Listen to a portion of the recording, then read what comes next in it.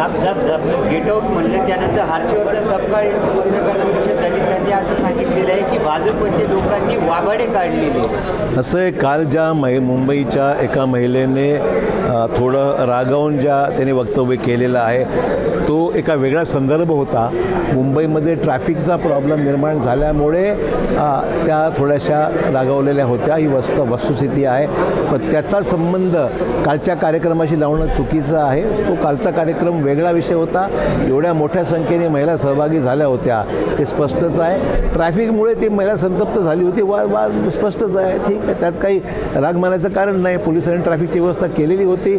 त्या कालावधीमध्ये ट्रॅफिकसाठी वेगळे पर्याय होते, परंतु कदाचित त्यांना माहीत नसेल आणि म्हणून थोडेसे तो प्रसंग घडलेला आहे. पण त्याचा आणि आरक्षणाचा काही संबंध नव्हता. हर्षवर्धन सपकाळ असं म्हणतायत की भाजपला महिला आरक्षणावर बोलण्याचा अधिकार नाही आहे. पहिल्यांदा त्यांनी RSSच्या सरसंघचालकपदी महिलेला बसवलं. असं आहे, RSSनी काय करावं काय करू नये याचा सल्ला देणं इतपत हर्षवर्धन सपकाळ काही मोठे झालेले नाही आहेत. आता नुकतेच अध्यक्ष झाले, त्यांना बरं शिकायचं आहे याच्यामध्ये. ज्या पद्धतीने महिलेच्या अनुषंगाला राजकारण सुरू आहे, त्या पद्धतीने कुठलंही राजकारण सुरू नाही आहे. जे काही भाजपला अपेक्षित आहे ते स्पष्ट आहे. आरक्षण घेण्यामागची भूमिका स्पष्ट आहे. आत्ता पण 8 वेळा संसदेमध्ये हा प्रयत्न झाला, 6 वेळा होऊ शकलं नाही. मोदी साहेब हे करत आहेत, त्याला यश मिळतं आहे म्हणून त्यांना ते यश मिळू द्यायचं नाही. हा त्याच्यामध्ये राजकीय हेतू विरोधी पक्षांचा आहे, एवढंच बस आहे. सरकार बदल झालाय का? शक्तीपीठ महामार्गात नेमका बदल काय झाला? कारण अधिकाऱ्यांपर्यंत पोहोचले नाही, तिथे असं आहे की शक्तीपीठ महामार्गाच्या बाबतीमध्ये लोकांचा विरोध आहे, वास्तव आहे. सगळ्या जिल्ह्यातच विरोध आहे. त्यामुळे मार्ग बदलून जर हा विषय मार्गी लागत असेल तर तो प्रयत्न सरकार करत आहे. साहेब, नाशिक झालं, अमरावती झालं, लव जिहादचे प्रकार खूप वाढलेले आहेत. धर्मांतर करण्यासाठी त्यांचा वापर. सरकारची भूमिका स्पष्ट आहे. ज्या ज्या ठिकाणी असे विषय घडत आहेत त्या ठिकाणी सक्तीने कारवाई केली जात आहे. लोकांवर अरेस्ट करून त्यांना कोर्टामध्ये प्रोड्यूस केला जात आहे. मग सरकारचं बारकाईने लक्ष आहे आणि जिथे घडलं आहे त्या ठिकाणी कारवाई करण्यात आलेली आहे. सर, नांदेडमध्ये 4 बालकांचा मृत्यू झाला, त्या संदर्भात म्हणजे कोणाला तरी वाचत अशीच नाही, कोणाला वाचणं प्रश्न दुःखद घटना आहे.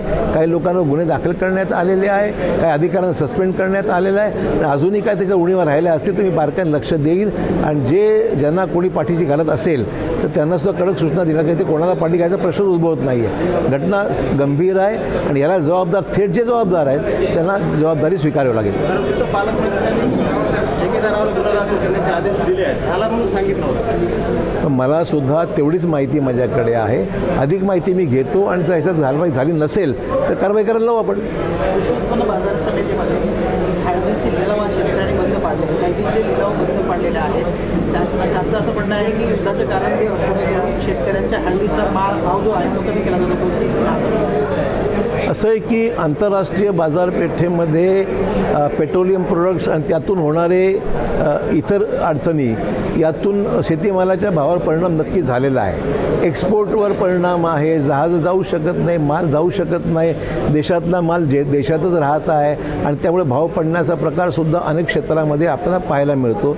जसं इतर ठिकाणचं केळी एक्सपोर्ट व्हायची, आता केळी बंद, एक्सपोर्ट होणं बंद आहे. इराण आहे ठिकाण. तसंच हळदीचं झालं असावं असं मला माहीत नाही. पण एक्सचेंजवर आज 16,000 रुपये प्रति क्विंटलचा भाव दाखवतो, पण इकडे आपल्याकडे 12,000 ते 13,000 रुपयांपर्यंत. मी माहिती घेईन त्याच्यामध्ये, पण सांगायचा उद्देश एवढाच आहे की जे काही मिडल ईस्टमध्ये जे काही त्या ठिकाणी युद्ध सुरू आहे त्या युद्धामुळे मालाचा निर्यात आयात हे दोन्हीवर परिणाम झालेला आहे आणि निर्यात बंद झाल्यामुळे भाव पडणं स्वाभाविकच आहे. त्याच्यामध्ये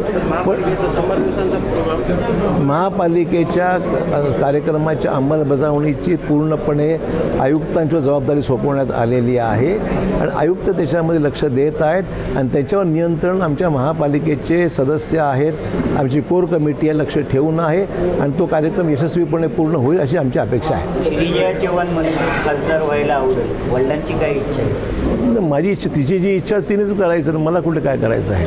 29 दिसेल का? इतक्या लोक सांगू शकतात. इथं पहिले एकही टर्म झाली नाही आहे.